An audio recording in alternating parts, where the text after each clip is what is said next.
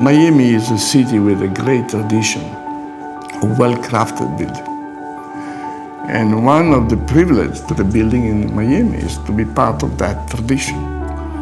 But one thing is for sure, it's a very passionate project. The place is fantastic, the community is great, the job is great. I think North Beach has a huge opportunity.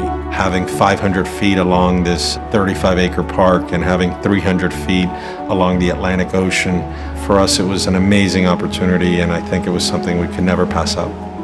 I was there a few months ago. I was sitting on the beach. When you sit on the beach, you're in the middle of nowhere. You're in the middle of Miami, but you feel like on a little island, lost. It's fantastic. This building is basically made out of 16 decks flying one above the other. And of course, those suspended decks catch the sound of the ocean. They also catch the light of the ocean, of course. This is the beautiful thing. Our partner in this project is Davide Bizzi. He's a good friend, and Davide wanted me to meet Renzo. So I took advantage of the time and we flew to Genoa. And I was able to meet Davide and Renzo. I have to thank Davide for the introduction because Renzo's someone, obviously a master in the world, someone that's done amazing structures, but is also very sensitive to the environment and nature, and also to do something that was going to be appropriate, the right scale, the right density. You have both dimensions. You have the dimension of nature, you have Calling Avenue, you have street, you have activity, and in between you have a park. And we are flying above that park. We love bringing architects from all over the world to come to Miami. You know, our job is to give them kind of the roots. Today, it's all about design, differentiating yourself from all the other buildings. But the team that's been put together by Bizzi and David Martin on the design side is a world-class team, number one in every category.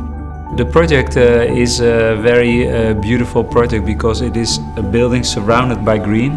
At the southern part there is a larger park. People walk in the garden, there's a path system. So it has a sort of orchard, pure nature potential as well. West State and Renzo created this private park, which is around 1.5 acres to the north of the building. So in essence, you have a private park to the north and a public park to the south. So for me, how this forest from public to private and how it's connected through the lobby of the building is something very special that I think is unique in Miami. I believe when you combine great architecture with astonishing landscape design, the achievements are unique. Sometimes it's not always the case, but a good design is almost no design. Here, the context was really the center point. What we try to do is to go to the essential. You are part of the landscape. How can we be more and more in relation with the outside? The materiality of the project was inspired by elements we find locally, simply designed, looking for almost kind of purity. Craftsmanship is one of the essential qualities of architecture. Because you know, the quality of architecture, of course, is about poetry, is about the beauty, but it's also about construction. A good building is also well done. So we want to go back to this old tradition to make building in a very detailed way. The language we want to use, the language of lightness, this sense of lack of gravity in some way. I know that it's a bit mad, but fighting against gravity is mad. But it's quite interesting because it gives you something that has a kind of a poetic presence. It's not arrogant, it's not possessive, it's not selfish. It's something that is more open. We tend to know what people want because we work with buyers all the time, and we're building a project where we know that is going to sell very well because we're building something that people want to live in.